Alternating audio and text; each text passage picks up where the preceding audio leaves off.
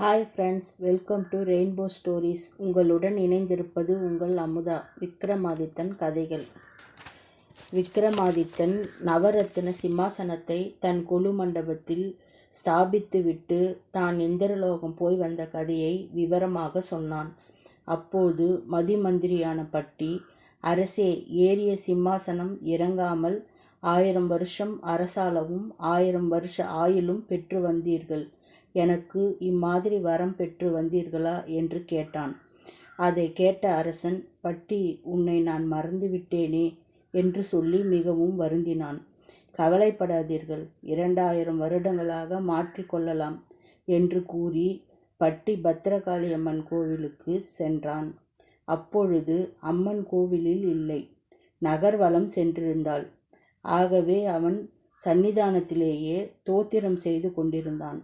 அப்போது பத்திரகாளி அம்மன் திரும்பி வந்து அவனை பார்த்து, பட்டி, இந்த அர்த்தராத்திரியில் இங்கு வந்ததன் நோக்கம் என்ன சொல் என்று கேட்டாள். பட்டி அவன் பாதங்களில் விழுந்து வணங்கி, தேவி, என் சகோதரன் விக்ரமாதித்தன் தேவலோகம் சென்று 1000 வருடம் அரசாட்சி செய்ய வரம் பெற்று வந்துள்ளான். என் மீது கருணை கொண்டு நான் 2000 வருடம் ஜீவித்திருக்க அருள் புரிய வேண்டும் என்று வேண்டினான். பட்டி, நீ கேட்கும் வரம் கைகூட வேண்டுமென்றால் விக்ரமாதித்தனுடைய தலையை அறுத்து இப்பீடத்தின் முன்னே கொண்டு வந்து வைக்க வேண்டும் என்றாள் தேவி. மந்திரி அந்த நடுநிசியில் அரண்மனைக்கு திரும்பி நித்திரையில் இருந்த மன்னனை எழுப்பி நடந்தவற்றை தெரிவித்தான். மன்னனும் இசைந்து தரையில் படுத்து கொண்டான். மந்திரி அரசனுடைய தலையை அறுத்து வந்து தேவியின் பலிபீடத்தில் வைத்தான். தேவி மனம் மகிழ்ந்து அவன் கேட்ட 2000 ஆண்டு வாயிலையும் மற்றும் அநேக மகிமைகளையும் அளித்தாள். பட்டி தேவியை நோக்கி, தேவர்கள் மன்னனுக்கு 1000 வருஷ ஆட்சி செய்ய வரமளித்து 1 மாதம் கூட ஆகவில்லை. அதற்குள்ளாக அந்த மன்னன் தலையறுப்பட்டது.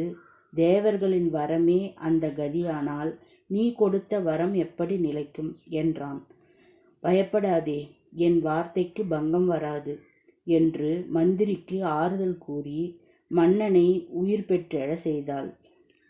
உயிர் பெற்றெழுந்த விக்ரமாதித்தன் பட்டியை நோக்கி, எனக்கு 1000 வருஷ ஆயுளும் உனக்கு 2000 வருஷ ஆயுளுமாக இருக்கிறதே, நாம் இருவரும் சம ஆயுளுடன் வாழ்வது எப்படி என்றான். அதற்கு பட்டி ஒரு யோசனை கூறினார்.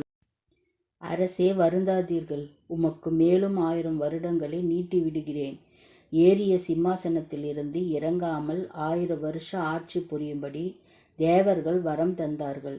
தாங்கள் நாட்டிலேயே சிம்மாசனத்தில் ஏறி 6 மாதம் ஆட்சி புரியலாம். பிற்பாடு 6 மாதங்கள் காடுகளில் சஞ்சரித்து பொழுதை கழிக்கலாம். இவ்விதம் செய்தால் தாங்கள் 1000 வருஷம் ஆட்சி செய்வதோடு 2000 ஆண்டு உயிர் வாழலாம் என்றான். பட்டியின் புத்திசாலித்தனத்தை மன்னன் பாராட்டினான். அவர்கள் அது முதல் நாடாறு மாதமும் காடாறு மாதமுமாக வாழ்ந்து வரலானார்கள். பிறகு ஒரு நல்ல நாளில் விக்ரமாதித்தன் அதிசய சிம்மாசனத்தில் ஏறி அமர்ந்து நெறி தவறாமல் ஆட்சி செய்து வந்தான்.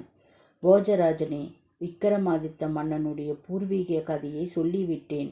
அந்த மாமன்னனை போன்ற ஞானமும் வல்லமையும் உனக்கு இருந்தால் அன்றே இந்த அதிசய சிம்மாசனத்தில் நீ ஏறலாம் என்று முதற்படிக்கு காவலாக இருந்த வினோத ரஞ்சித பதுமை கதையை முடித்து மௌனமாகிவிட்டது.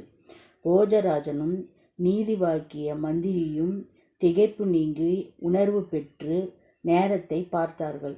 சிம்மாசனத்தில் ஏறி அமர்ந்து கொள்ள நிச்சயித்த முகூர்த்த நேரம் கடந்து வெகு நேரமாகிவிட்டதை போஜராஜன் உணர்ந்தான். சுபவேளை தவறிவிடவே சிம்மாசனத்தில் ஏற விரும்பாமல் கீழே இறங்கிவிட்டான்.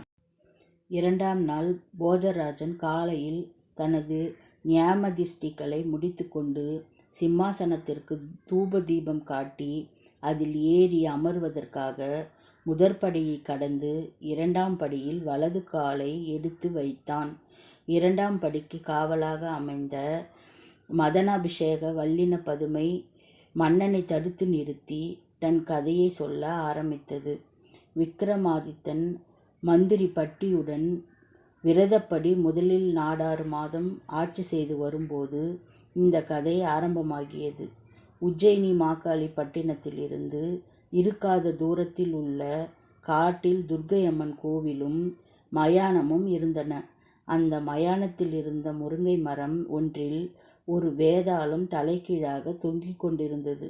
அதை வசப்படுத்தி கொள்பவருக்கு சகலவிதமான ஊழியமும் அதனிடமிருந்து பெற முடியும். ஞானசீலன் என்ற முனிவன் அங்கு தவம் செய்து கொண்டிருந்தான்.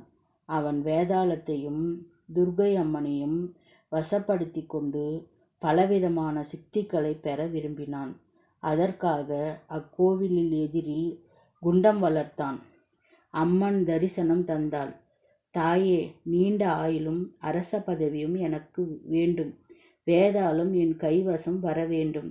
விக்கிரமாதித்தன் குழுவிட்டிருக்கும் நவரத்தின சிம்மாசனத்தில் நான் ஏறி ஆட்சி செய்ய வேண்டும் என்று வேண்டினான். 1000 அரசர்களை கொன்று யாகம் செய்தால் நீ கோரிய யாவும் தருவேன் என்று கூறி காளியம்மன் மறைந்தாள். முனிவனும் அவ்வாறு வஞ்சகமாக 999 மன்னர்களின் தலைகளை வெட்டி கொணர்ந்து யாகத்தில் போட்டான். கடைசியாக பாக்கியிருந்த ஒரு தலைக்கு விக்கிரமாதித்தனின் தலையை பலி கொடுப்பதென்று முனிவர் முடிவு செய்தான். இரத்தின கற்கள் நிரம்பிய மாதுளம் பழத்தை தினம் ஒன்றாக முனிவன் விக்கிரமாதித்தனிடம் கொடுத்து வந்தான். சில நாட்கள் கழிந்த பின்னர்தான் மன்னன் பழத்தின் மகிமையை அறிந்தான். வழக்கம் போல் வந்த முனிவனை மன்னன் வரவேற்று உபசரித்தான். எதற்காக இவ்வாறு கொண்டு வருகிறீர்கள் என்று வினவினான்.